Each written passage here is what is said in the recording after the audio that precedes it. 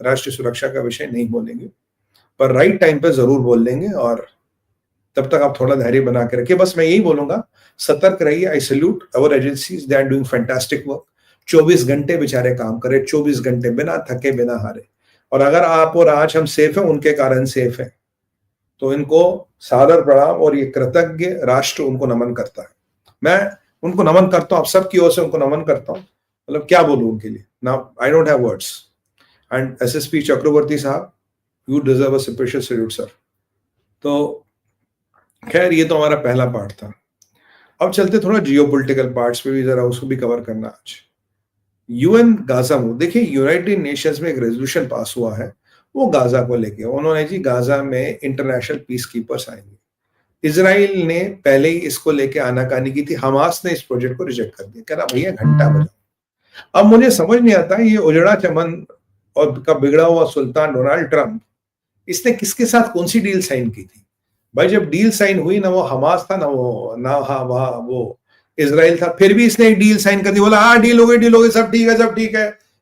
अब हमास ने सीधा सीधा इसके मुंह पे थप्पड़ मारा है, कह रहा वी रिजेक्ट दिस प्रपोजल, हमें ये प्रपोजल माननी ही नहीं। और इजराइल ने अपना जो पॉइंट ऑफ व्यू था वो पहले बोल दिया। इजराइल कह रहा है कोई पैलेस्टीनी स्टेट नहीं बनेगा, हमास जब तक डिमिलिटराइज कंप्लीटली नहीं होगा, हम कोई वहां कंस्ट्रक्शन नहीं होने देंगे। आपसे नहीं हो रहा, हम अकेले जाके कर लेंगे, आपकी हमें आवश्यकता नहीं। और कंस्ट्रक्शन वगैरह तभी होगा जब पूरा we can not have a create a Palestinian state which will be seen as a victory of Hamas, और Hamas will get more sophisticated. ये आप इशारा समझ गए कहां की तरफ, कि भाई ये जो मुसलमान मुल्कों से तुम ये जो लोगों को लाके यहाँ इजिप्ट के, तुर्किया के, अजरबैजान के जो लोग आ रहे हैं, हमास को मारने खदेड़ने नहीं आ रहे। बेसिकली अगर ये 4 राइफल लेके आएंगे तो वहीं छोड़ जाएंगे, मतलब 4 एंटी टैंक मिसाइल लेके आएंगे तो वहीं छोड़ जाएंगे। तो इजराइल तो सीधा सीधा कह रहा है आप हमास को आर्म कर रहे हो। हमास को आर्म करने के लिए एक इंटरनेशनल साजिश है। पर क्या करें, अमेरिका की सल्तनत तो आज कतर और रियाद से चलती है। डोनाल्ड ट्रंप तो अभी एमबीएस का स्वागत करने के लिए व्हाइट हाउस के गेट पर खड़ा था।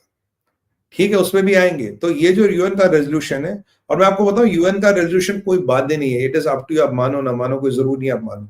इंडिया पाकिस्तान को लेके भी बहुत रेजोल्यूशन है, हम नहीं मानते। तो ये फिर उसी तरह से यूएन रेजोल्यूशन बना सकता, बट आप जानते हैं कि रशिया, और उसने तो वीटो कर लिया, वैसे रशिया और चाइना ने इसको अब्सटेन कर दिया। आज अब्सटेन कर लिया, करके इसके विरुद्ध वोट भी कर सकते हैं। बट मेरे को बेंजामिन नेतन्याहू की एक बात याद है जो आपको फिर याद दिला दूं। उसने कहा anybody who wants a Palestinian state is afraid of the mini microscopic Islamic minorities in their country। ये सच है, I completely endorse that view। Islamic minority से डर के अगर देश की विदेश नीतियां बनने लगी तो देश की विदेश नीति का पतन होना जरूरी है। ये विदेश नीति मार खाएगी। विदेश नीति बननी चाहिए भारत या किसी भी देश के हितों पे, नॉट कि यहाँ कुछ माइनॉरिटीज क्या सोचती है, क्या मानती है, क्या जानती है।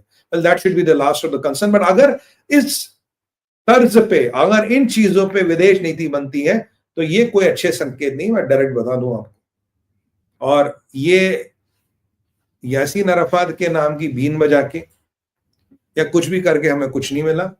आज जो ये कटूशा रॉकेट बन रहे हैं, आज जो पहलगाम में अटैक हुआ, I am stretching my neck out and telling you again, जो पहलगाम में अटैक हुआ, मेरा मानना है उसमें हमास और हिजबुल्लाह का कार्ड इन्वॉल्व था। Hamas had no business to be in POK otherwise। Iran का जो हमास का हेड था उसको ईरान ने आने दिया पीओके। क्या कर रहा था वो पीओके में? अगर वो ईरान, अगर ये हमास हिजबुल्लाह इन्वॉल्व नहीं हो, क्या कर रहे थे? मुझे बताइए कौन सा जिहादी संगठन रॉकेट बनाता? Katyusha rockets, except Hamas and Hezbollah. तो वही तो रॉकेट ये बना रहा था, बिलाल वानी वही रॉकेट तो बना रहा था। कहीं ना कहीं हमास हिजबुल्लाह का इन्फ्लुएंस है। Middle eastern terror has perpetrated here and we can be in a constant state of denial।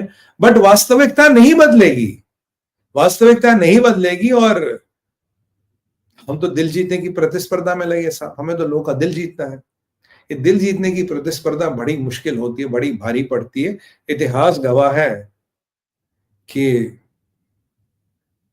दिल जीत के नहीं, बल्कि शस्त्र और शास्त्र के समन्वय से देशों का उद्धार और देशों का रक्षण हुआ है।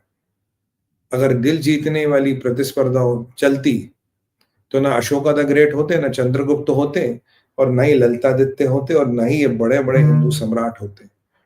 और देवों की बात करें, दानवों की बात करें, गंधर्वों की बात करें, किन्नरों की बात करें, युद्ध हर एक ने लड़ा, हर सदी में लड़ा, महाभारत रामायण हर बार युद्ध हुआ है और धर्म युद्ध होते रहेंगे। धर्म युद्धों को आप रोक नहीं पाओगे। दुर्योधन से 5 गांव मांगे थे ना, दिए उसने? नहीं दिए। कहता कृष्ण को बंदी बना लूंगा। शिशुपाल आप जानते क्या था? तो खैर उसमें हमारा विषय नहीं है, बट मैं आपको याद दिला रहा हूं, जो सभ्यता, जो संस्कृति अपने इतिहास को भूल जाती, अपने इतिहास से लेसन नहीं लेती, तो उसका पतन निश्चित है। सनातन में शस्त्र और शास्त्र का समावेश बिल्कुल ठीक से लिखा गया है, और शस्त्र का काम शस्त्र करेगा और राजनीति का काम राजनीति करेगी। राजनीति शस्त्र का विकल्प नहीं और शस्त्र राजनीति का विकल्प नहीं है। ये बिल्कुल क्लियर बात बोल रहा हूं मैं आपको, डायरेक्ट बोलना रहूंगा, और ये समझना पड़ेगा, सोचना पड़ेगा। ये दिल से दिल की बात है, it's not in between the lines. अब यहां क्या है कि खैर इजराइल ने जो करना था कर दिया, and everybody knows Israel what is.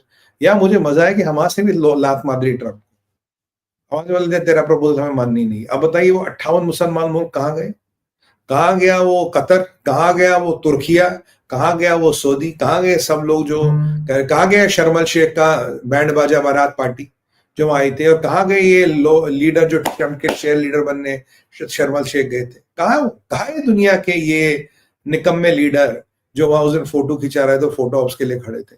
आपको याद होगा जॉर्जिया मेलोनी के साथ कितना मजाक हो रहा था, कितना अभद्र व्यवहार हो रहा था, एक महिला का लगभग शोषण प्रताड़न हो रहा था और वहां मजाक बन रहे थे। कहां वो बैंड बाजा बारात और कहां वो बाराती? ट्रम्प का चेयर लीडर बनने के लिए आज लीडरों में प्रतिस्पर्धा लगी।